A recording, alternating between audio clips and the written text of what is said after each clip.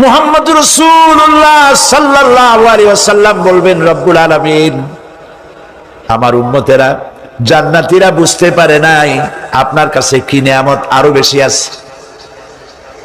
আমার এই উম্মতেরা জান্নাতীরা আপনার ওয়াদা মোতাবেক সব পেয়েছে, কিন্তু একটি জিনিস এখনো তাদের কিসমতে হয় নাই। সেই জিনিসটা হলো যারা তার রবকে না দেখে শুধু কোরআন আর হাদিসের কথা শুনে আরবের ঘুম হারাম করে তাহাজ্জুদের নামাজ আদায় করেছিল, চোখের পানি ফেলেছিল। যারা জান্নাত দেখে নাই, জাহান্নাম দেখে নাই, আপনাকে ভয় করে যারা জীবন পরিচালনা করেছিল, যারা আপনাকে দেখে নাই, না দেখে শুধু কোরআন হাদিস বিশ্বাস করে যারা অকাতরে নিজেদের জীবন বিলায় দিয়েছিল, এই জান্নাতীরা এখন পর্যন্ত তার রবকে দেখতে পারে নাই। আল্লাহ রাব্বুল আলামিন তার সামনে থেকে 70,000 পর্দা সরে যাবে। আল্লাহ পাক বান্দাদের আরজি পুরা করার জন্য জান্নাতীদের সামনে তিনি জালোয়া ফরজ হবে।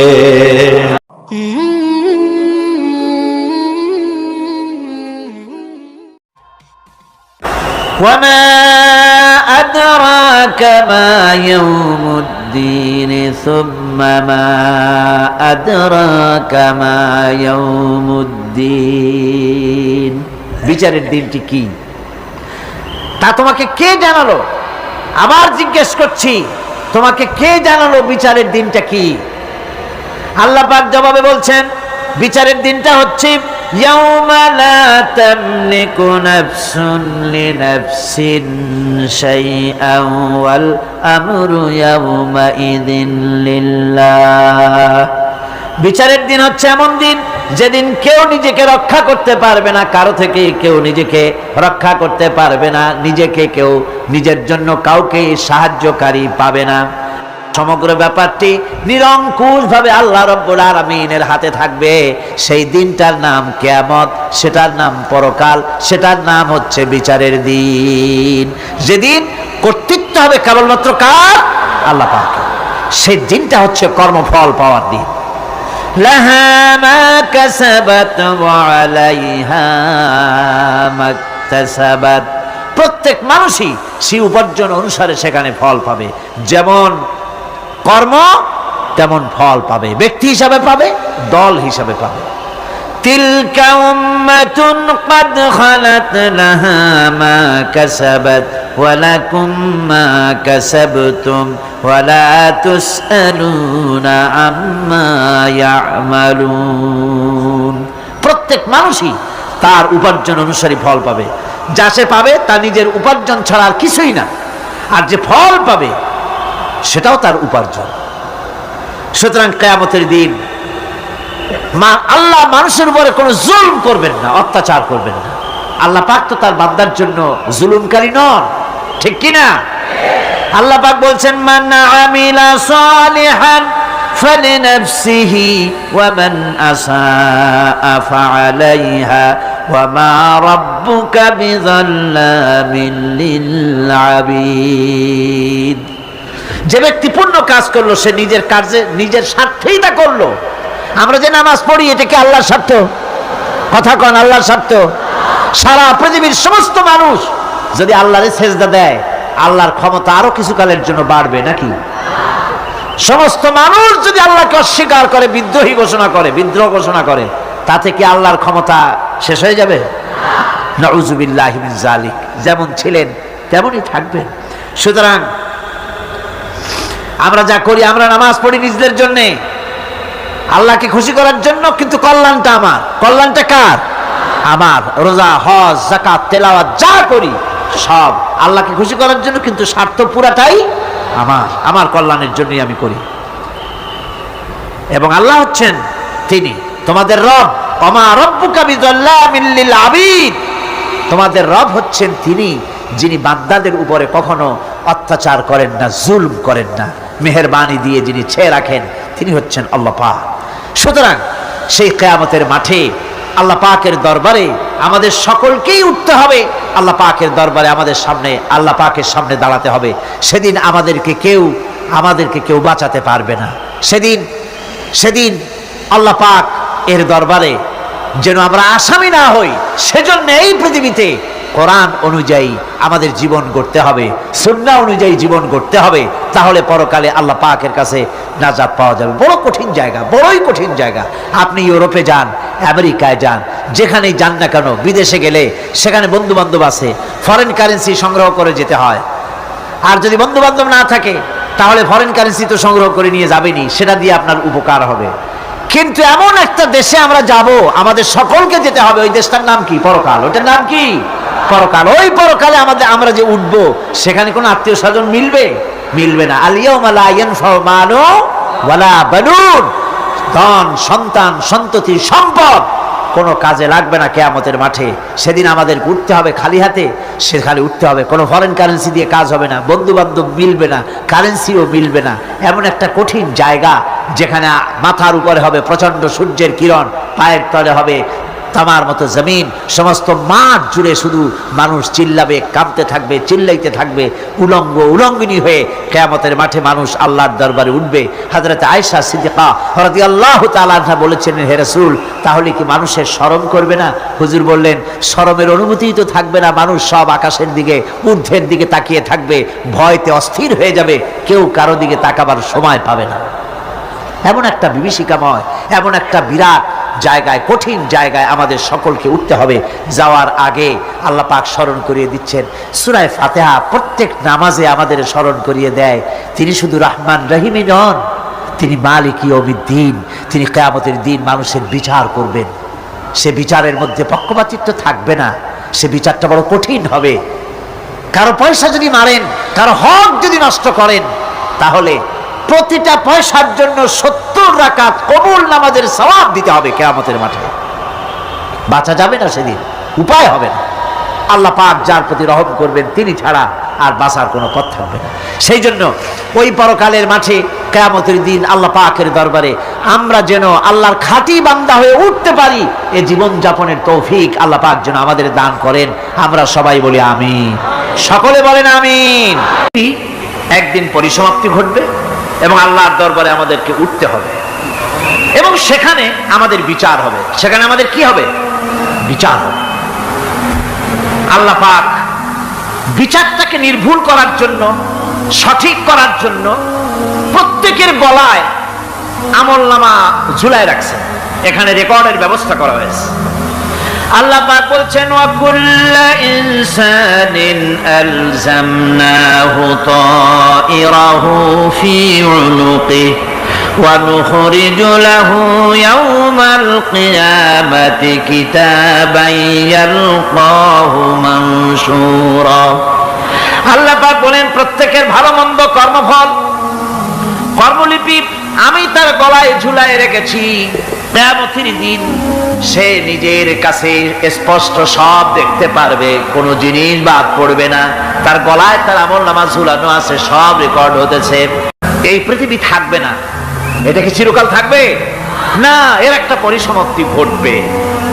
যেমন করে সারা বছর লেখাপড়া করার পর কলেজে, বিশ্ববিদ্যালয়, মাদ্রাসায়, হাই স্কুলে, সব জায়গায় সারা বছর লেখাপড়া করার পর যেমন পরীক্ষা দেওয়ার একটা দিন আসে, সারা বছর ব্যবসা করার পর হিসাব নিকাশ করার যেমন একটা সময় আসে, সারা মাস চাকরি করার পর বেতন পাওয়ার যেমন একটা দিন আসে, সারা জীবন চাকরি করার পর পেনশন পাওয়ার যেমন একটা সময় আসে, অনুরূপ ভাবে এই দুনিয়া যেদিন শেষ হয়ে যাবে, আল্লাহ নির্ধারিত সময় শেষ হয়ে যাওয়ার পর একটা সময় আসবে যখন আল্লাহ রব্বুল আলামিন সব শেষ করে দিবেন, লন্ডভন্ড হয়ে যাবে, কিছুই থাকবে না।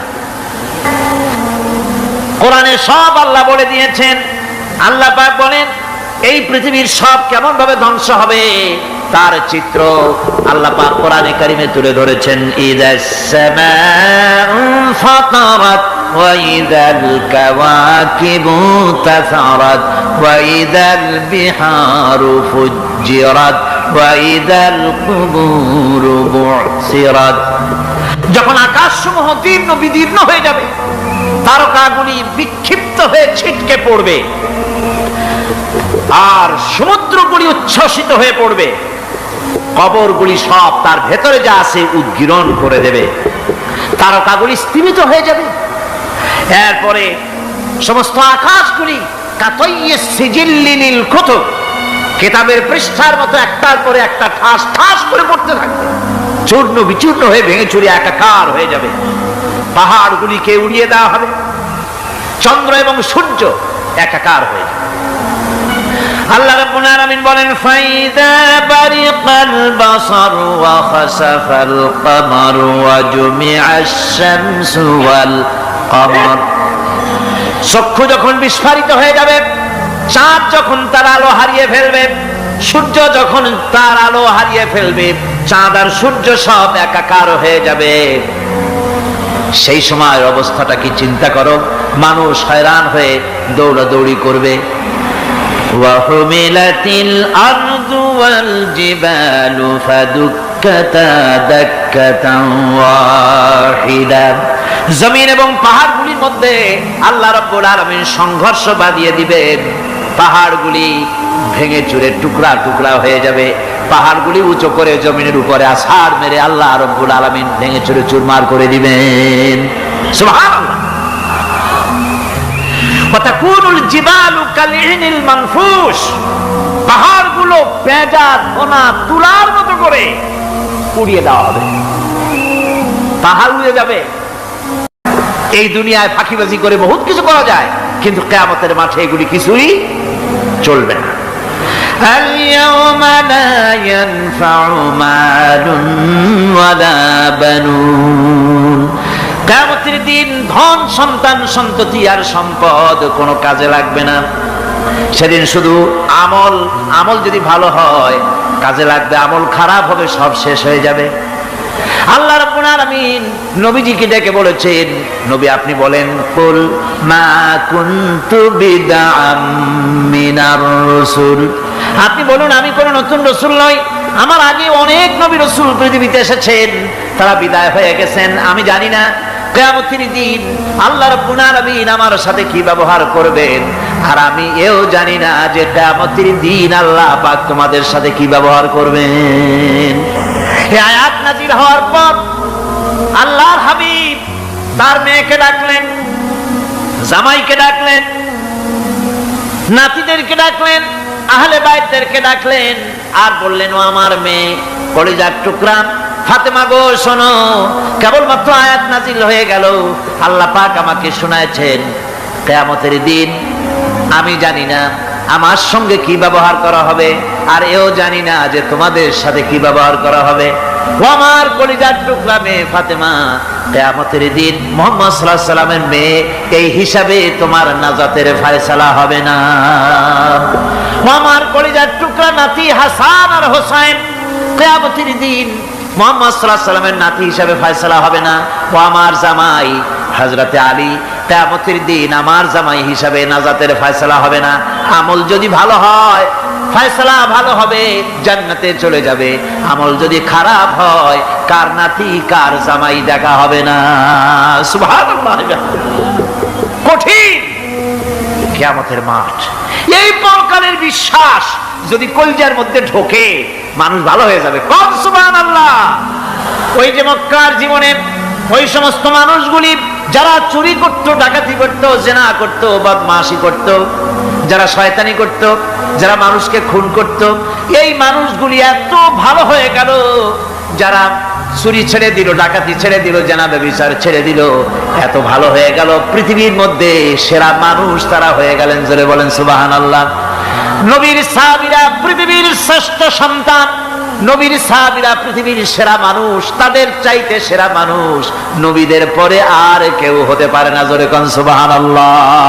নবীর পরে পৃথিবীতে শ্রেষ্ঠ মানুষ কারা? সাহাবায়ে কেরাম রিদওয়ানুল্লাহ তাআলা আলাইহিম আজমাইন।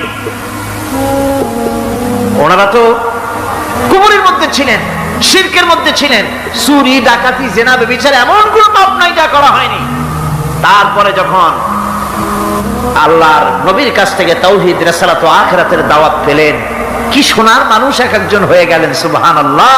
যারা ছিলেন নারীর সতীত্বের জম, তারা হয়ে গেলেন নারীর সতীত্বের পাহারাদার।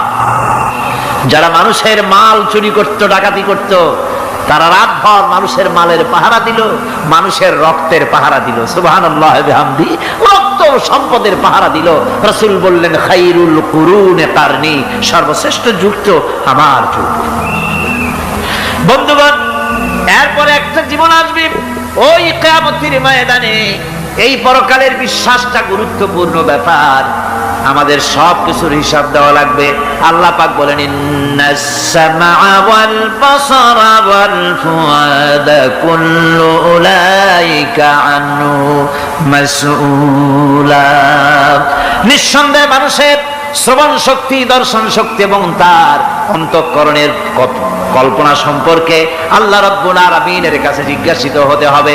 কান দিয়া কি করেছিলা, চোখ দিয়া কি করেছিলা, মুখ দিয়া কি করেছিলে, হাত দিয়ে কি করেছিলে, সবকিছুর জবাব আল্লাহ রাব্বুল আলামিনের কাছে দিতে হবে। সবটার জবাব দিতে হবে, কোনো কিছু বাদ যাবে না। এমনকি মনের ভিতরে যে কল্পনা আমরা করি, এই কল্পনার হিসাবও আল্লাহর দরবারে দিতে হবে। কোরআনে কারীম বলছে ওয়াইন তুবদু মা ফি আনফুসিকুম আও তুখফুহু ইউহাসিবকুম বিহিল্লাহ। মনের ভিতরে তুমি যেটা কল্পনা করো সেটা প্রকাশ করো, অথবা তুমি গোপন রাখো, যাই তুমি করো না কেন আল্লাহ রাব্বুল আলামিন এর হিসাবও তোমার কাছে নেবেন। ফায়াগফিরু লিমান ইয়াশা ওয়া ইউআযযিবু মান ইয়াশা ওয়াল্লাহু আলা কুল্লি শাইইন কাদির। মহান আল্লাহ পাক বলেন, করার পর তোমার মনের ভিতরে কি কল্পনা করেছিলে ওইটার হিসাব আমি নেব। হিসাব নেওয়ার পর যারে খুশি ক্ষমা করে দেব, যাকে খুশি শাস্তি প্রদান করব। সবকিছুর উপরে আল্লাহ রাব্বুল আলামিন শক্তিমান, সব তিনি করতে পারেন, সমস্ত কুদরত রয়েছে তার। সুতরাং মানুষদেরকে, আল্লাহর বান্দাদেরকে বিশ্বাস করতে হবে যে আমার কোনো কথা বাদ যাবে না, কথাগুলি রেকর্ড হচ্ছে, কথা রেকর্ড হচ্ছে। وَنُنَزِّلُ مِنَ الْقُرْآنِ مَا هُوَ شِفَاءٌ وَرَحْمَةٌ لِلْمُؤْمِنِينَ وَلَا يَزِيدُ الظَّالِمِينَ إِلَّا خَسَارًا। আমি এই কোরআন অবতরণের পরিক্রমায় এমন সব বিষয় অবতীর্ণ করেছি যা মুমিনদের জন্য নিরাময় এবং তাদের জন্য রহমত, আর জালিমদের জন্য ক্ষতি ছাড়া আর কিছুই বৃদ্ধি পায় না। জালিমদের জন্য ক্ষতি বৃদ্ধি পায়, আর যারা মুমিন তাদের জন্য এর মধ্যে নিরাময় আছে, এর মধ্যে রহমত আছে। অর্থাৎ যারা এই কোরআনকে যারা নিজেদের আইনের কিতাব হিসেবে গ্রহণ করেছে, কোরআনকে তাবিজের কিতাব হিসাবে নয়, ধর্মীয় কিতাব হিসাবে নয়, কোরআন সংবিধান। কোরআন কি? কোরআনকে যারা সংবিধান হিসাবে মেনে নিয়েছে, কোরআনকে যারা সংবিধান হিসাবে গ্রহণ করলো, ব্যক্তি, পরিবার, সমাজ, রাষ্ট্রে, তাদের যাবতীয় মানসিক, বুদ্ধিবৃত্তিক, নৈতিক, তামাদ্দুনিক রোগের নিরাময় হবে, এর দ্বারা শান্তি হবে। কিন্তু যেসব জালিম এই কোরআনকে প্রত্যাখ্যান করেছি, কোরআনকে যারা মৌলবাদীদের কিতাব বলে, কোরআনের কথা বললে মৌলবাদ বলে গালি দেয়, তারা তাদের কপালকে পোড়াইয়া ছাই বানাইয়া দিছে। এই পৃথিবীতে আসার পর আমাদের হায়াত তো বাড়ছে না, বরং হায়াত প্রতি মুহূর্তে কি হচ্ছে? লোকেরা বলে হায়াত বাড়ে, হায়াত তো বাড়ে না। হায়াত কি হয়? জন্মের পরের থেকে আমার জন্য রিজার্ভ আছে যতটুকু, 50 বছর বাঁচবো, 60 বছর বাঁচবো, যতটুকু হায়াত আমার জন্য নির্ধারিত করা আছে, নির্ধারণ করা আছে, প্রতিদিন একদিন করে কমে যেতেছে। এর জন্য আমি বলি, আমার বাড়িতে যে ঘড়িটা আছে, এই ঘড়িটা বেলা 1টার সময় ঢং করে একটা আওয়াজ দেয়, শ্রোতাকে শুনিয়ে দেয়, বাড়িওয়ালা তোমার জীবনের মূল্যবান হায়াত থেকে 1 ঘন্টা কমায়া দিলাম। 2টার সময় 2টা ঘন্টা লাগায় শোনায় দিল, বান্দারে তোমার জীবনের মূল্যবান সময় থেকে 2টি ঘন্টা কমে গেল। এমনি করে দিন গেল, মাস গেল, বছর গেল, আমাদের হুঁশ হলো না। সময় চলে গেল তাস খেলে খেলে, সময় চলে গেল আমাদের খেলাধুলা করে, শয়তানি বদমাশি করে। সময় কতটুকু পেলাম? কিয়ামতের দিন, বিচারের দিনটা যেটা হবে, আল্লাহ রাব্বুল আলামিন বলেন বিচারের দিনটাই লম্বা হবে 50 আলফা সানা মিম্মা তাউদ্দুন। বিচারের দিনটা লম্বা হবে কত বছর? 50,000 বছর। কত বছর? দুনিয়ায় যেভাবে তুমি হিসাব করো দুনিয়ার গণনা অনুযায়ী হাসরের বিচারের দিনটা হবে 50,000 বছরের মতো লম্বা। এক কিতাবে দেখেছি তিনি লিখেছেন হিসাব করে কিয়ামতের ওই দিনটার হিসাবে 50,000 বছর একটা দিন লম্বা। ওই হিসাবে পৃথিবীতে যারা 60 বছর বাঁচলো সে যেন আখিরাতে 2 মিনিট দুনিয়ায় বাঁচলো। চিন্তা করেছে? মাত্র 2 মিনিট। 60 বছর যারা হায়াত পেল 2 মিনিট বাঁচলো। এই 2 মিনিটের জন্য কত হাঙ্গামা, কত মারধর, কত সন্ত্রাস, ক্ষমতার জন্য লড়াই, ধ্যান করেঙ্গে ত্যান করেঙ্গে, লাঠিকে আমদার মুগুর ভরেঙ্গে, শক্তির ঠেলায় অস্থির। আমার বন্ধুগণ, সময় চলে যাচ্ছে স্রোতের মতো করে, কারোর জন্য সময় অপেক্ষা করতেছে না। আমাদের মৃত্যু প্রতি মুহূর্তে কাছে চলে আসতেছে। এই জন্য শায়ের বলেছেন আগাহ আপনি মৌত সে কোই বাশার नहीं, আগাহ আপনি মৌত সে कोई बशर नहीं, सामा सो बरस के हैं पल की खबर नहीं। মৃত্যু সম্পর্কে আমাদের কারো জানা নাই। যে কোনো মুহূর্তে মৃত্যু আমাদের কাছে এসে যেতে পারে, মৃত্যু সম্পর্কে কিছুই জানা নাই। অথচ প্রতি মুহূর্তে আমরা মৃত্যুর দিকে এগিয়ে চলছি। মাল সামান 100 বছর কি ধরে খাবো তাও জমা করে রেখেছি, কিন্তু এক মুহূর্তের খবর নাই। মাহফিলে এসেছি, বাড়ি যেতে পারবো নিশ্চয়তা নাই। আছে? বলেন আছে? আপনি বাড়ি যাও ভালো, বসেছেন, দাঁড়াতে পারবেন এই নিশ্চয়তা আছে? নাই। সুতরাং সূরার যে সময়ের উপরে কসম করে মূলত সময়ের অপরিসীম গুরুত্ব সম্পর্কে আল্লাহ পাক মানুষকে বুঝাই দিতেছেন। সময়ের দাম দাও। আমাদের সময় চলে যায় গান শুনতে শুনতে, আশ্চর্য মলম বিক্রি করা দেখতে দেখতে, তাস পাশা খেলতে খেলতে সময় চলে যায়, কেউ খেয়াল করে না। সময় বলতে অতীত কালও হতে পারে, আবার বর্তমানও হতে পারে। আর বর্তমান কাল কোনো কালই না। বর্তমান কাল কোনো কাল নয়। প্রতি মুহূর্তে ভবিষ্যৎ এসে বর্তমান হয়, আর প্রতি মুহূর্তে বর্তমান কি হয়? অতীত হয়ে যায়। বর্তমান কাল বলে কোনো কাল নাই। প্রতি মুহূর্তে অতীত হয়ে যাচ্ছে। এই যে আমি মাহফিলে বসছিলাম প্রথম এসে, ওইটা কি এখনো বর্তমান আছে? এই যে বর্তমান কথা বলছি, এটা অতীত হয়ে যাচ্ছে। সুতরাং বর্তমান কাল নাই। আল্লাহ পাক ওয়াল আসরের সময়ের কসম করে বলছেন। যদি আমরা চিন্তা ভাবনা করি তাহলে আমরা লক্ষ্য করব আমাদের আসল মূলধন সময়। আসল মূলধন কি? জীবনের আসল মূলধন কি? সময়। যে ব্যক্তি আল্লাহর সঙ্গে বিদ্রোহ করেছে আর পরকালের জন্য পাথর জোগাড় করে নাই, দুনিয়াকে অগ্রাধিকার দিল, পরকালকে ভুলে গেল, তার জায়গা হলো জাহান্নাম। وَأَمَّا مَنْ خَافَ مَقَامَ رَبِّهِ وَنَهَى النَّفْسَ عَنِ الْهَوَى فَإِنَّ الْجَنَّةَ هِيَ الْمَأْوَى।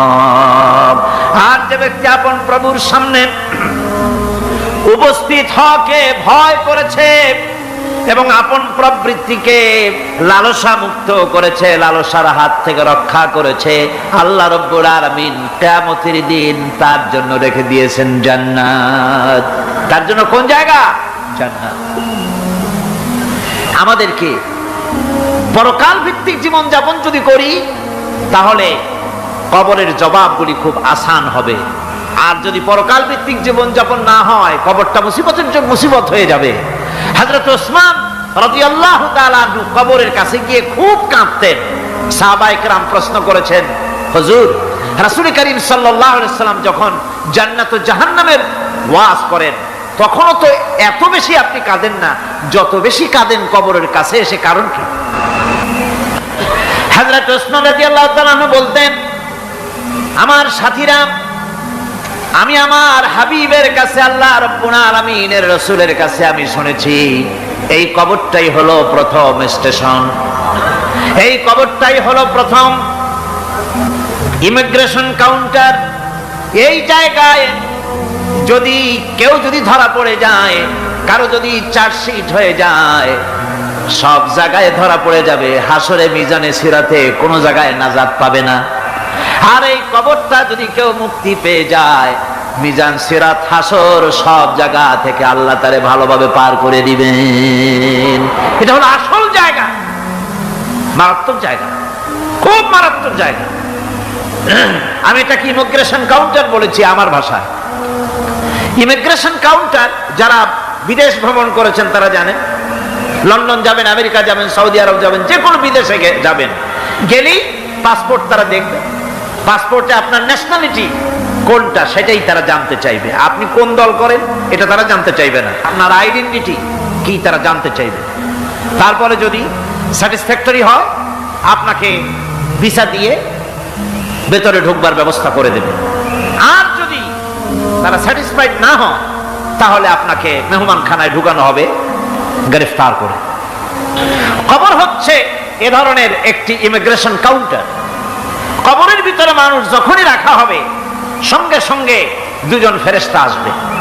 কবরের কাছে যারা এসেছিল, দাফন হয়ে যাওয়ার পর এই লোকগুলি 40 কদম যেতে যতক্ষণ লাগে, এর মধ্যেই দুজন ফেরেশতা এসে যাবে।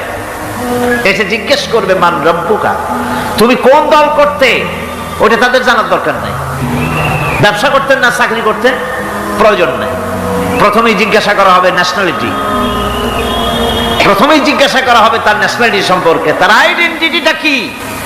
এবং সেটাকে সত্যায়িত করার জন্য, বোঝার জন্য 3টি প্রশ্ন। প্রথম প্রশ্ন, মান রব্বুকা ওয়া মা দীনুকা ওয়া মান নাবিয়ুকা, তোমার রব কে, তোমার দিন কি, তোমার নবী কে। যদি এই ব্যক্তি বেঈমান হয়, মুনাফিক হয়, সে বলবে হায় হাতা লা আদরি, হায় হাতা লা আদরি, জানি না আমার রবকে, আমি জানি না। তোমার দিন কি, দিন কারে কয় বুঝি না। এরপরে আল্লাহর নবী জনাবে মুহাম্মদ রাসূলুল্লাহ সাল্লাল্লাহু আলাইহি ওয়াসাল্লামকে দেখানো হবে, বলা হবে মা কুনতা তাকুলু ফি হাদার রাজুল, এই ব্যক্তি সম্পর্কে তোমার ধারণা কি নিকে। বলবে আমি চিনি না। নাউযুবিল্লাহ। বাস, এরপরে তার যা হবার তাই শুরু হয়ে যাবে। আর যদি বান্দাটা মুমিন হয়, প্রশ্ন করা হবে মান রব্বুকা, জবাব দেবে রব্বি আল্লাহ, আমার রব আল্লাহ রাব্বুল আলামিন। ওয়া মা দীনুকা, দীনুনা ইসলাম, আমার দিন হচ্ছে ইসলাম। এরপরে আল্লাহর নবীকে দেখানো হবে। কয়েক রকমের বর্ণনা আছে। কোন বর্ণনায় আছে হুজুরের আকারে দেখানো হবে, অথবা রাসূলকে সরাসরি দেখানো হবে। বলা হবে মা কুনতা তাকুলু ফি হাদার রাজুল, এই লোকটি সম্পর্কে ধারণা কি। মুমিন ব্যক্তি বলবে হাদা নবিয়ুনা মুহাম্মাদুর রাসূলুল্লাহ সাল্লাল্লাহু আলাইহি ওয়াসাল্লাম, ইনি আমার তো সেই নবী মুহাম্মাদুর রাসূলুল্লাহ সাল্লাল্লাহু আলাইহি ওয়াসাল্লাম। আমরা যেন এই রকমের জবাব দিতে পারি, আল্লাহ কবুল করো। সকলে জোরে বলেন আমিন। জবাব হয়ে যাওয়ার পর গায়ব থেকে আওয়াজ আসবে, ফাফরিশু বিল জান্নাতি ওয়ালবিসু বিল জান্নাহ, ওয়া আমার ফেরেশতারা আমার এই বান্দাকে জান্নাতের পোশাক পরায়া দাও, আর কবরটাকে জান্নাতের বিছানা বিছায়া দাও। জান্নাতের পোশাক পরায়া দাও, জান্নাতের বিছানা বিছায়া দাও। ইলা মাদ্দা বাসারিহি, তার চোখের দৃষ্টি যতদূর যায় কবরটা ততটা প্রশস্ত করে দাও। এরপর বেহেশতের পোশাক পরাইয়া, বেহেশতের বিছানা বিছায়া ফেরেশতা বলবে নম কানাউমুল উরুস, ঘুমিয়ে যাও। দুলামিয়া যেমন বাসর সজ্জায় নতুন বউ নিয়ে আরামে ঘুমায়, এরকম আরামে ঘুমায় যাও। ইলা ইয়াউমিল কিয়ামা, কিয়ামত পর্যন্ত ঘুমায় থাকো, আরামে ঘুমিয়ে থাকবে। এরপরে সিংহায় ফুৎকার হবে, সিংহার ফুৎকারের আওয়াজে তার ঘুম ভেঙে যাবে। বলবে ইয়া ওয়াইলানা মান বাআসানা মিন মারকাদিনা, হায় আফসোস, আমার এত আরামের ঘুম থেকে কে আমাকে জাগ্রত করলো, আমার ঘুমটারে নষ্ট করলো কে। আওয়াজ আসবে, হাযা মা ওয়াদার রহমান ওয়া সাদাকাল মুরসালুন। এটা হচ্ছে রহমানের সেই ওয়াদা, আর মুরসালিনরা, নবীরা সত্য কথাই বলেছিলেন। সেই কিয়ামত অনুষ্ঠিত হচ্ছে। আমার বন্ধুগণ,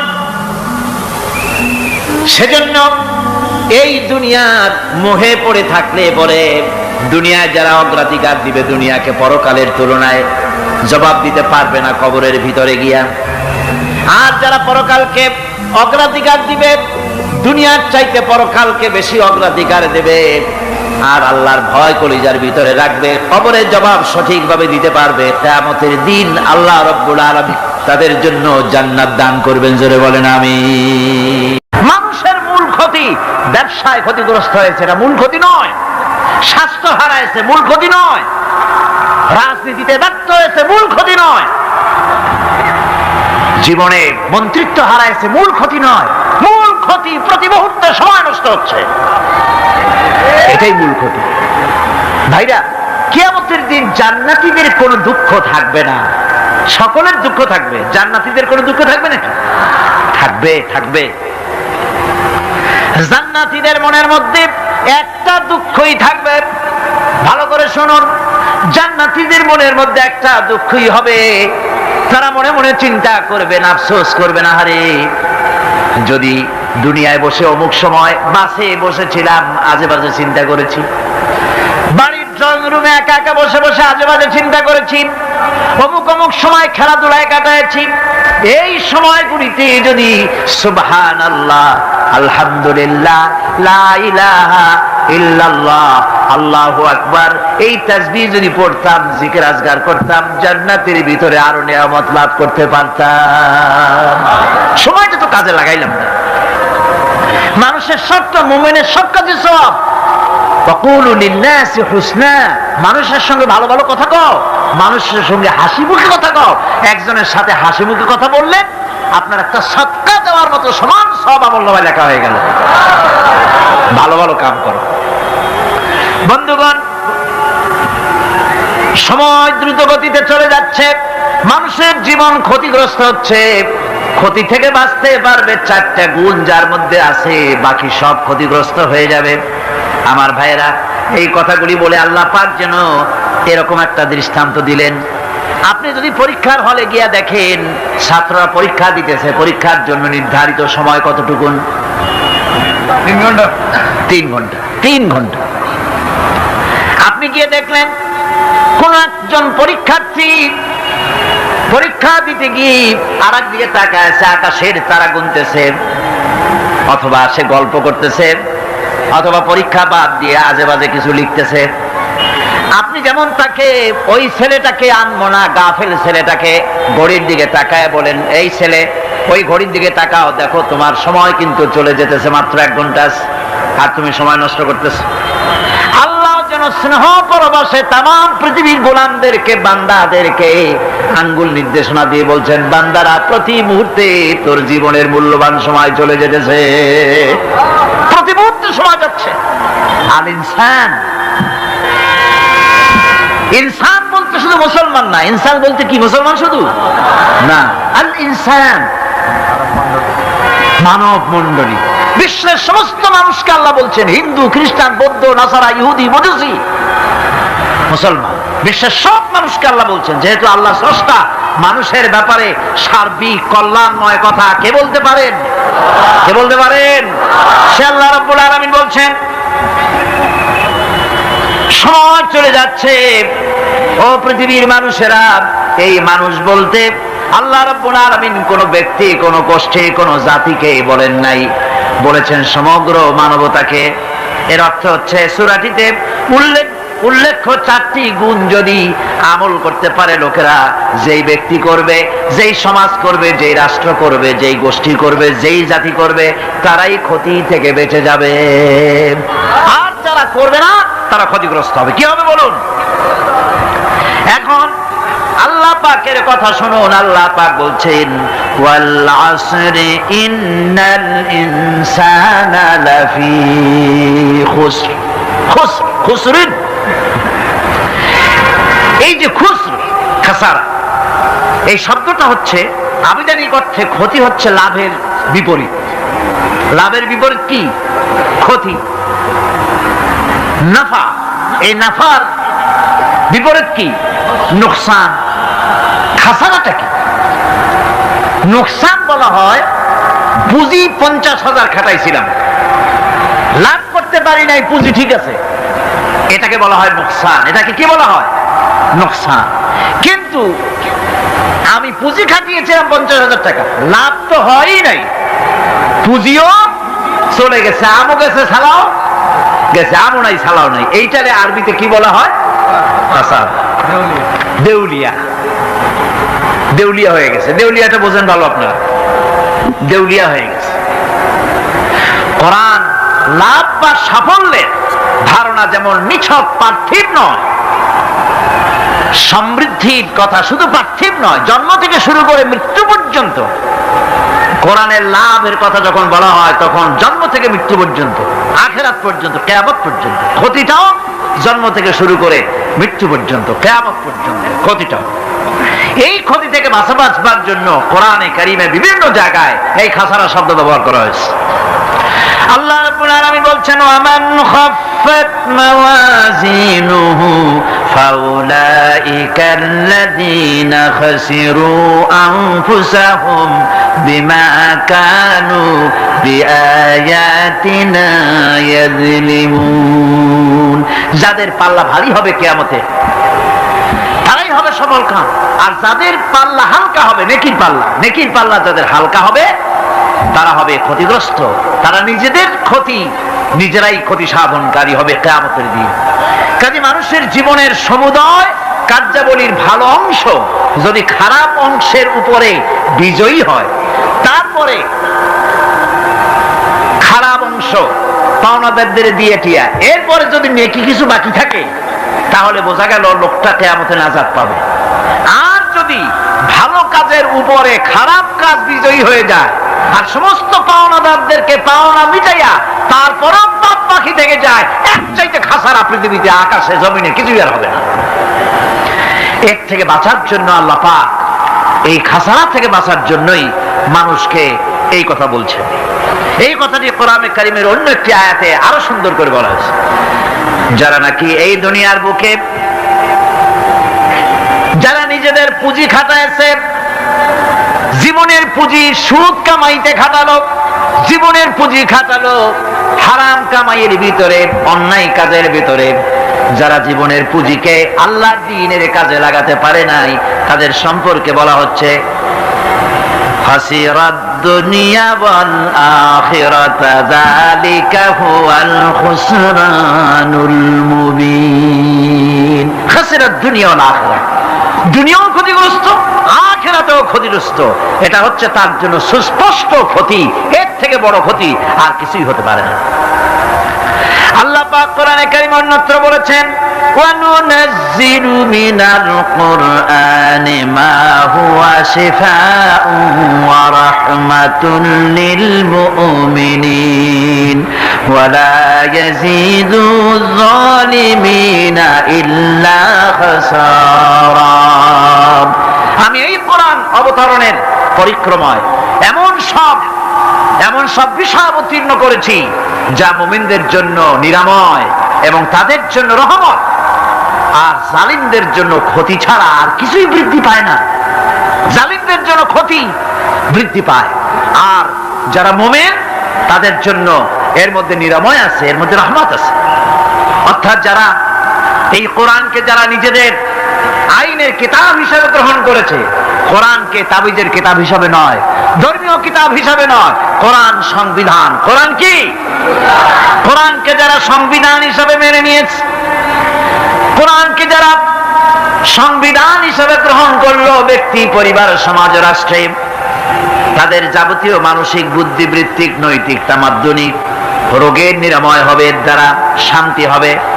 কিন্তু যেসব জালিম এই কোরআনকে প্রত্যাখ্যান করেছি, কোরআনকে যারা মৌলবাদীদের কিতাব বলে, কোরআনের কথা বললে মৌলবাদ বলে গাল দেয়, তারা তাদের কপালকে পোড়াইয়া ছাই বানাইয়া দিছে, তাদের কপাল ভস্মীভূত করে দিয়েছে। ويعلم خائنة الأعين وما تخفي الصدور। তোমার অন্তঃকরণ কি জিনিস গোপন করে, আর তোমার চক্ষু কি লুকোচুরি খেলে, আমি টের পাই। সুবহানাল্লাহ বিহামদি। চশমার ফাঁক দিয়া কি দেখো, কারে দেখো, কি নজরে দেখো, সানগ্লাস পরিয়া, কেউ ঠিক পায় না, আমি ঠিক পাই। সুবহানাল্লাহ, জোরে কোন সুবহানাল্লাহ। সুতরাং চোখের নজরের হিসাব হবে, হাতের কাজের হিসাব হবে, পায়ের চলার হিসাব হবে, আপনার বলার হিসাব হবে, মুখে যা বলেছেন, যা করেছেন, হাত পাও দিয়ে যা করেছেন, সবকিছুর হিসাব হবে কিয়ামতের দিন। আল্লাহর দরবারে সবকিছু উপস্থিত হবে, কোনো জিনিস বাদ পড়বে না। ফামান ইয়ামাল মিসকালা যাররাতিন খায়রান ইয়ারা ওয়া মান ইয়ামাল মিসকালা যাররাতিন শাররান ইয়ারা। ছোট্ট একটা ভালো কাজ যদি করো, তাও হাজির করা হবে সামান্যতম ভালো কামও তোমার বাদ পড়বে না।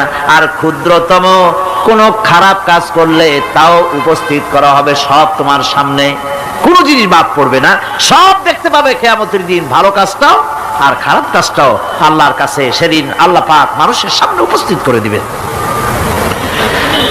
আল্লাহ পাক বলছেন, সেদিন এই জমিন, তার ভিতরে যা লুক্কায়িত ছিল, জমিন সব বের করে দেবে। কান্নাহুম জারাদুম মুনতাশির। টিড্ডি, ফড়িংগুলি, পোকাগুলি মাটির থেকে যেমন বেরোয়, এ মাটির ভিতরে যা আছে কিয়ামতের দিন সব মাটি বের করে দেবে। ইযা যুলজিলাতিল আরদু জিলজালাহা ওয়া আখরাজাতিল আরদু আসকালাহা ওয়া ক্বালাল ইনসানু মা লাহা। এ জমিনকে ঝাঁকি মারা হবে প্রবল এক ঝাঁকুনি, প্রবল এক ঝাঁকুনিতে এ পৃথিবীর মধ্যে যা কিছু আছে সব বেরিয়ে যাবে। সুবহানাল্লাহ কইতে ইচ্ছা করে না মিয়ারা? এক ঝাঁকুনিতে পৃথিবী সব বের করে দেবে। মানুষ হয়রান হয়ে বলবে, কি হয়েছে, এ মাটির হলোটা কি? আমার বন্ধুগণ, মানুষ হয়রান হয়ে গিয়ে বলবে, মাটির কি হলো? আল্লাহ রাব্বুল আলামিন বলেন, ইয়াউমাইযিন তুহাদ্দিসু আখবারাহা বিআন্না রাব্বাকা আওহালাহা। জমিনের উপরে যা ঘটেছে, জমিন তা সব বের করে দেবে, সব প্রকাশ করে দেবে। আর এটা এই জন্য হবে যেহেতু তার রবের হুকুম হয়েছে, তার রব হুকুম করেছে, বের করে দে। জমিনের ভিতরে আছে যা সব বেরিয়ে যাবে, আকাশ ভেঙে পড়বে, পাহাড় উড়ে যাবে, জমিনের ভিতরে যা আছে সব উপরে চলে আসবে, পৃথিবীতে সব শেষ, কিচ্ছু নাই, আকাশ নাই, পাহাড় নাই, সমুদ্র নাই, সব একাকার, চন্দ্র নাই, সূর্য নাই, তারকা নাই, গ্যালাক্সি নাই, মহাশূন্য নাই, সব শেষ। আল্লাহ রাব্বুল আলামিন সমস্ত ফেরেশতাদেরকে শেষ করে দিবেন, সকলের মওত হয়ে যাবে, কেউ আর থাকবে না। এমনকি হযরতে আজরাইল মালাকুল মউত, তিনিও থাকবেন না। সব আল্লাহ রাব্বুল আলামিন মৃত্যু করে দিবেন। এরপরে আল্লাহ রাব্বুল আলামিন একা তিনি বলবেন, ইয়া দুনিয়া, ইয়া দুনিয়া আইনা আনহারুকি। এ পৃথিবী, তোর সেই সমুদ্রগুলো কোথায়, নদীগুলি কোথায়? ইয়া দুনিয়া আইনা আশজারুকি। হে দুনিয়া, তোমার গাছগুলি কোথায়? এত বন বনানি, এত গাছ ছিল। ইয়া দুনিয়া আইনা জিবালুকি। হে পৃথিবী, তোর জমিনে যত পাহাড় ছিল, পাহাড়গুলি কই? যত স্বৈরাচার ছিল জমিনের উপরে, যারা স্বৈরাচারী মনোবৃত্তি নিয়ে মানুষ ধ্বংস করেছে, দেশ ধ্বংস করেছে, মায়ের বুক খালি করেছে, ওই স্বৈরাচারগুলি কই? কোনো জবাব নাই। আল্লাহ পাকের পরে বলবেন, লিমানিল মুলকুল ইয়াউম। কার রাজত্ব? আজকে রাজত্বটা কার? আল্লাহ তিনবার আওয়াজ দিবেন, আজকে রাজত্ব কার? আল্লাহ পাক যখন তিনবার করে ডাক দিবেন, কোনো জবাব নাই, কোনো জবাব নাই। কে জবাব দেবে? আল্লাহ রাব্বুল আলামিনের সামনে কার ক্ষমতা আছে কথা বলার? কেউ তো নাই, সব শেষ। আল্লাহ পাক বলবেন লিল্লাহিল ওয়াহিদুল কাহ্হার, একমাত্র পরাক্রমশালী আল্লাহ রাব্বুল আলামিনের রাজত্ব আজ। সেই হাসরের মাঠে আমাদের সকলকে উপস্থিত হয়ে যেতে হবে। কেউ আমরা এখান থেকে বাঁচতে পারবো না, সবাইকে উঠতে হবে। অপরাধীরা সেখানে অসহায় হয়ে যাবে, অপরাধীরা অসহায় হয়ে যাবে। আল্লাহ পাক বলেন فَإِذَا جَاءَتِ الصَّاخَّةُ يَوْمَ يَفِرُّ الْمَرْءُ مِنْ أَخِيهِ وَأُمِّهِ وَأَبِيهِ وَصَاحِبَتِهِ وَبَنِيهِ। অবশেষে যখন কান ফাটানো আওয়াজ আসবে, এই আওয়াজ সেদিন মানুষ নিজের মা বাপ ভাই বোন সব থেকে বিচ্ছিন্ন হয়ে যাবে, সব একের থেকে আরেকজন পালায় যাবে, হারায় যাবে, কেউ কাউকে আর খুঁজে পাবে না। সেদিন ওই কিয়ামতের মাঠে বিভীষিকাময় দৃশ্য, মানুষ হয়রান হয়ে যাবে। মাথার এক হাত অথবা অর্ধ মাইল অথবা এক বিগত এতটুকুন উপরে ওই প্রকাণ্ড সূর্যটার তাপ আসবে, গুনাহগারের মাথার চান্দি ফেটে গিয়া মগজগুলি গলে গলে নাক কান দিয়ে বেয়ে পড়তে লাগবে, জিহ্বাটা কুকুরের মতো ঝুলে নাভিস্থল পর্যন্ত পড়ে যাবে, মাটিটা সূর্যের উত্তাপে তামার মতো গরম হয়ে যাবে, সারা হাসর জুড়ে আওয়াজ হবে পানি পানি পানি। মানুষেরা হয়রান হয়ে যাবে। সেই হাসরের ময়দানে এই চরম কষ্টের ভিতরে আল্লাহ রাব্বুল আলামিন বলেন সেদিন দুটো ভাগ হয়ে যাবে। একদল মানুষের চেহারা আলোয় ঝলমল হয়ে যাবে, আর একদল মানুষের চেহারাগুলি কালো হয়ে যাবে। উজুহু ইয়াউমাইযিন মুসফিরাতুন দাহিকাতুন মুস্তাবশিরা ওয়া উজুহু ইয়াউমাইযিন আলাইহা গাবারা। আল্লাহ পাক বলেন এক শ্রেণীর মানুষের চেহারা হাস্যোজ্জ্বল ঝলমলে হয়ে যাবে, আর এক শ্রেণীর মানুষের চেহারাগুলি কালো হয়ে যাবে। তারহাকুহা কাতারা উলাইকা হুমুল কাফারাতুল ফাজারা। হাস্যোজ্জ্বল স্বচ্ছন্দপূর্ণ সুন্দর উজ্জ্বল ঝলমলে চেহারা হবে ঈমান আনার কারণে, পরকালকে বিশ্বাস করার কারণে, আল্লাহ এবং রাসূলের কথা অনুযায়ী জীবন যাপনের কারণে চেহারাটা উজ্জ্বল হয়ে যাবে। আর আল্লাহর নাফরমানি, রাসূলের নাফরমানি, পরকালকে অস্বীকার করার কারণে কাফেরগুলির চেহারা, মুনাফিকগুলির চেহারা কালো হয়ে যাবে। তাদেরকে আলাদা করে দেওয়া হবে। ফামতাজুল ইয়াওমা আইয়ুহাল মুজরিমুন, মুজরিমদেরকে আলাদা করে দেওয়া হবে, দুইটা ভাগ হয়ে যাবে। এই চরম অবস্থা সৃষ্টি হবে কিয়ামতের ময়দানে। সেদিন রাসূল করিম সাল্লাল্লাহু আলাইহি ওয়াসাল্লাম উম্মতের জন্য সুপারিশ করবেন। সেই সুপারিশ যেন আমাদের করতে পারেন, সেজন্য আমাদেরকে তৈরি করতে হবে, সে ধরনের যোগ্য আমাদেরকে বানাতে হবে। বন্ধুগণ, এই পরকালীন জীবন, এর সম্ভাবনা, এটা যে হবে এবং সেই পরকালে আমাদের সকলকে যে উঠতে হবে, কিয়ামতে আল্লাহর কাছে জীবনের সবকিছুর জবাবদিহি করতে হবে, এই ভীতি সৃষ্টি করতে চায় আল্লাহ পাক মানুষের ভেতরে। আল্লাহ পাকের চাইতে মানুষের কল্যাণকামী আর কেউ আছে? চিল্লায় কোন আল্লাহর চাইতে, বিশ্ববাসীর সৃষ্টি জগতের কল্যাণকামী আল্লাহর চাইতে, রাসূলের চাইতে বেশি কেউ কি আছে? সে আল্লাহ পাক সব বলে দিলেন, ওপেন সিক্রেট করে দিলেন, সব গোপন ফাঁস করে দিলেন। কেমনে বিচার হবে, কেমনে কিয়ামত অনুষ্ঠিত হবে, কেমনে কি হবে, সব খুলে খুলে আল্লাহ পাক বলে দিলেন আমাদেরকে ভালো হওয়ার জন্য। কোরআনে কারীম বলছে লাইসাল বিররা আন তুওয়াল্লু ওয়ুজুহাকুম কিবালাল মাশরিকি ওয়াল মাগরিব।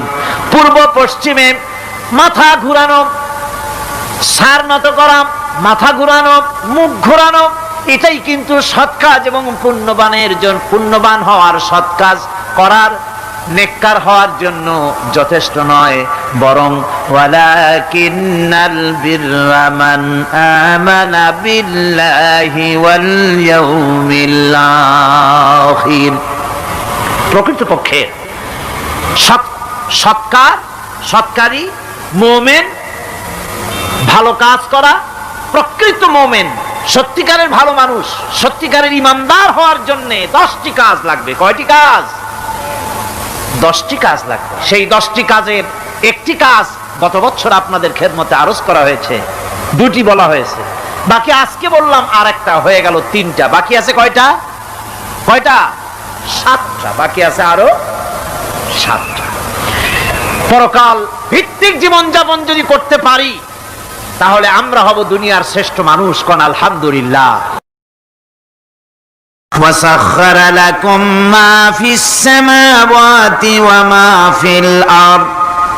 এই পৃথিবীতে যা কিছু তোমরা দেখতে পাও, এই সব কিছুকে তোমার অনুগত করে দেওয়া হয়েছে, যাতে করে তোমার সাহায্য করতে পারে, তোমার সহযোগিতা করতে পারে।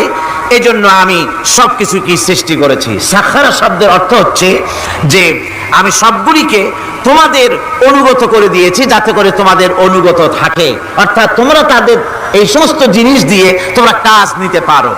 পানির উপর দিয়ে তোমরা যেন নৌকা চালাতে পারো, স্টিমার চালাতে পারো, পানি অনুগত করা হয়েছে, বাতাসকে অনুগত করা হয়েছে। পৃথিবীর সব কিছুকেই আমি অনুগত করে দিয়েছি তোমাদের, যাতে করে তার দ্বারা তোমরা কাজ নিতে পারো। অন্যত্র আল্লাহ বলছেন, আল্লাহুল্লাযী খালাকাস সামাওয়াতি ওয়াল আরদা ওয়া আনজালা মিনাস সামাই মাআন ফাআখরাজা বিহি মিনাস সামারাতি রিজকান লাকুম। আল্লাহ হচ্ছেন তিনি, আল্লাহ রাব্বুল আলামিন হচ্ছেন তিনি যিনি আকাশ সৃষ্টি করেছেন, যিনি জমিন সৃষ্টি করেছেন, এবং ঊর্ধ্বদেশ থেকে মেঘমালা থেকে তোমাদের জন্য বৃষ্টি বর্ষণ করেছেন, এবং সেই বৃষ্টি দিয়ে মাটির ভিতর থেকে ফসল উদ্গত করে তোমাদের খাবারের বন্দোবস্ত করেছেন।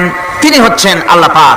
তার দয়া জায়গায় ছড়িয়ে আছে, তার দয়া নাই, রহমত নাই, এমন কোন সৃষ্টি নাই। মানুষের জন্য যা কিছু প্রয়োজন তিনি তার দয়া দিয়ে, রহমত দিয়ে তিনি তার সৃষ্টি করে দিয়েছেন। আল্লাহ পাক বলছেন, ওয়াসাখখারা লাকুমুশ শামসা ওয়াল কামারা দাইবিনা ওয়াসাখখারা লাকুমুল লাইলা ওয়ান নাহার। যিনি চন্দ্র সূর্যকে সৃষ্টি করেছেন এবং এগুলিকে নিয়ন্ত্রিত করেছেন, চাঁদ সূর্যকে সৃষ্টি করে নিয়ন্ত্রিত করে দিয়েছেন, তোমাদের সমস্ত প্রয়োজন তিনি মিটিয়ে দিয়েছেন। দেখুন, চাঁদ এবং সূর্যকে আল্লাহ পাক সৃষ্টি করেছেন এবং একটা রহমত, একটা কুদরত সেই চাঁদ সূর্যের মধ্যে দান করেছেন।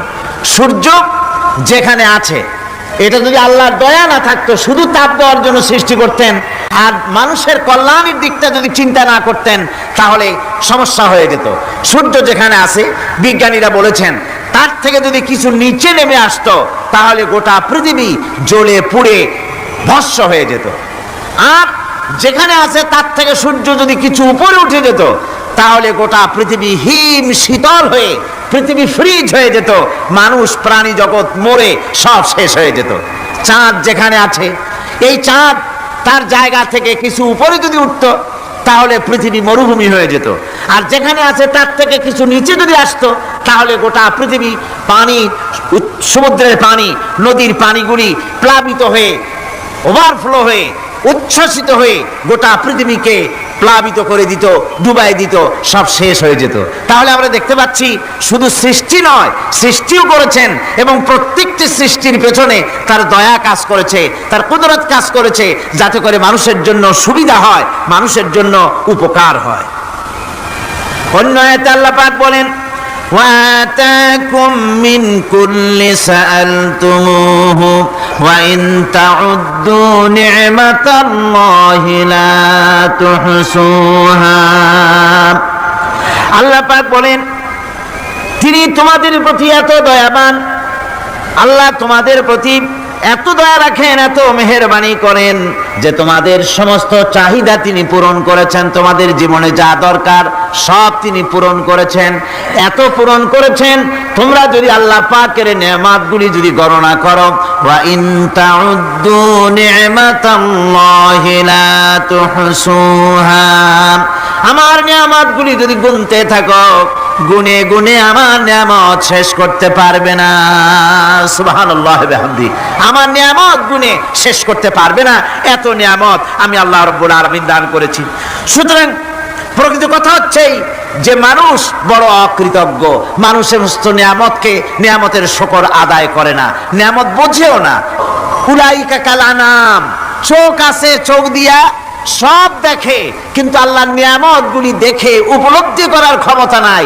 খায় জনমের খাওয়া, কিন্তু খাওয়ার পরে কার খানা খাইলো, কার দেওয়া খানা খেলো, এরপরে এতটুকুন শুকরিয়াও আদায় করে না। তো চোখ থাকতে দেখে না, অন্তর থাকতে চিন্তা করে না, কান থাকতে হক শোনে না। আল্লাহ পাক বলেছেন উলাইকা কাল আনাম, এরা হলো জানোয়ারের মতো। কিসের মতো বলুন? আল্লাহ বলেন না বালহুম আদাল, শুধু জানোয়ারের মতো না, বরং জানোয়ারের চাইতেও নিকৃষ্ট। জোরে কর নাউজুবিল্লাহ। যাদের চোখ থাকতে দেখলো না, কান থাকতে শুনলো না, অন্তঃকরণ থাকতে বিবেচনা করলো না, এরা চতুষ্পদ জানোয়ারের মতো। আল্লাহ পাক বলছেন আর রহমান আল্লামাল কোরআন, এই কোরআন শিক্ষা দিয়েছেন রহমান, যিনি দয়ার সাগর, যিনি মানুষের সব প্রয়োজন মিটিয়েছেন। কোরআনের মতো একটা বড় প্রয়োজন তিনি মিটাবেন না, তা কি হতে পারে? জোরে কোন হতে পারে?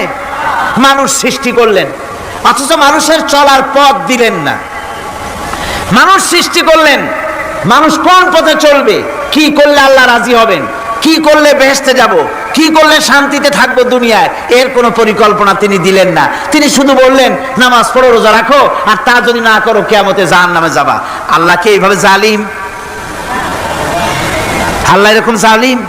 ওয়ামাল্লাহু বিযাল্লামিল লিল আবিদ, আল্লাহ পাক বলেছেন আমি আমার বান্দার জন্য জালিম নই, আমি বান্দার উপর জুলম করি না। আল্লাহ পাক রহমান, তিনি আমাদের পথ দেখিয়েছেন। তিনি কি সুন্দর, কত রহমত তার, কত দয়া। রহমান নাম দিয়ে সূরাটি শুরু করেছেন। এ কোরআন শিক্ষা দিয়েছেন তিনি, যিনি দয়াবান।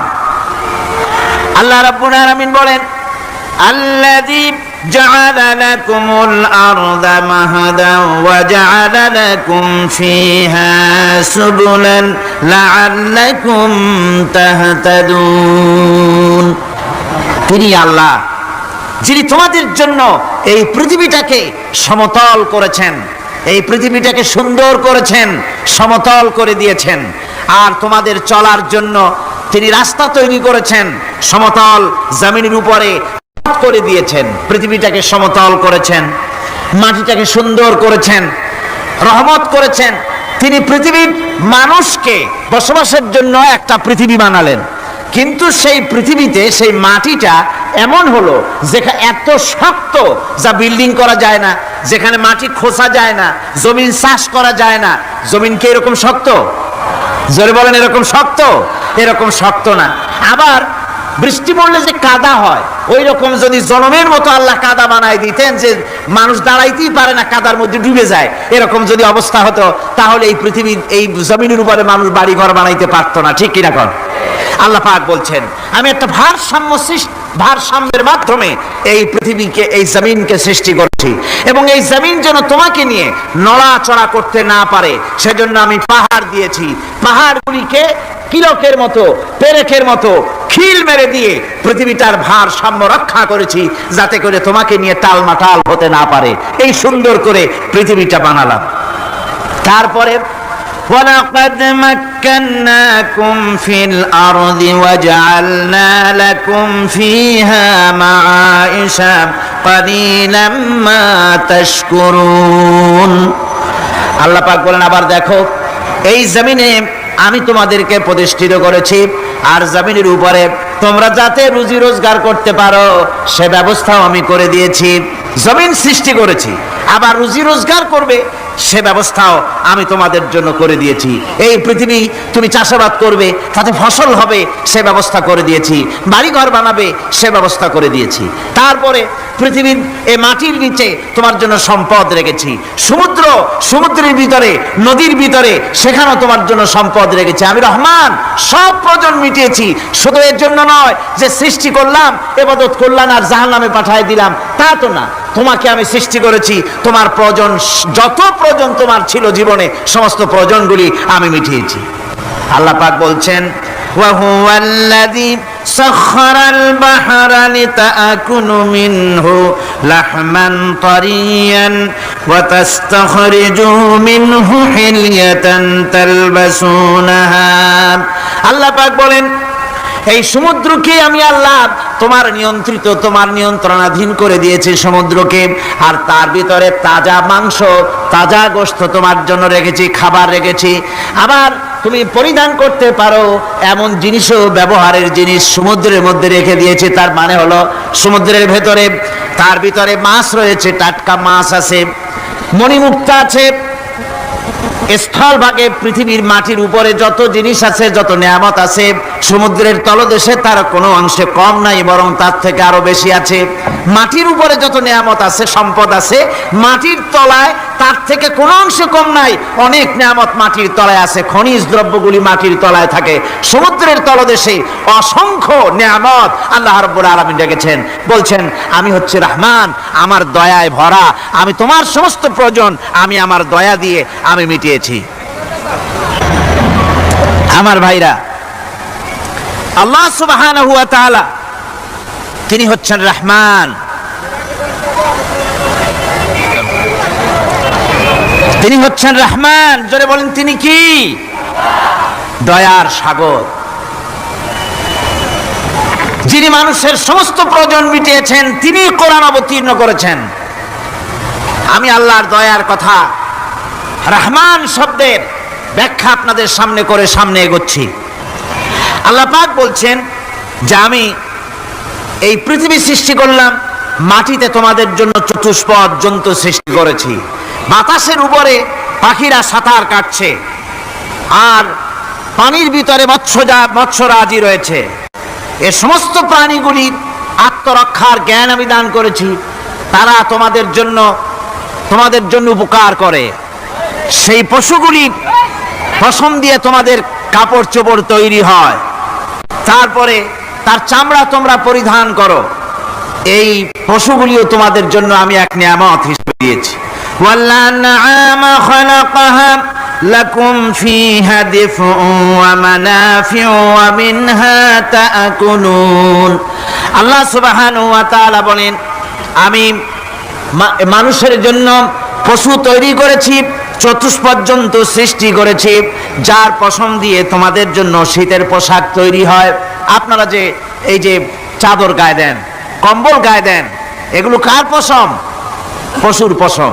পশুগুলির, জন্তুগুলির পশম দিয়ে আপনাদের জামা কাপড়গুলি তৈরি হয়।